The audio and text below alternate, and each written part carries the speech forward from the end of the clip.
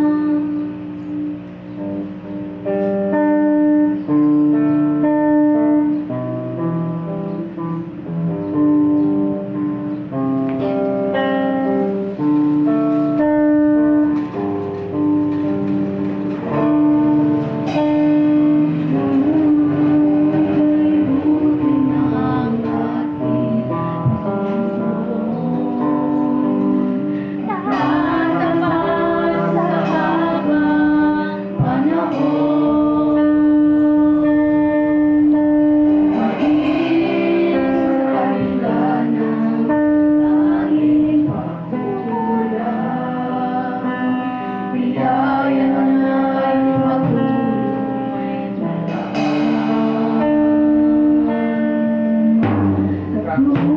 katulad ng pagsinan ng araw. Patuloy siyang nagbibigay ng law. Mula sa puso at damdamin, katapatan niya'y aking pupurihin.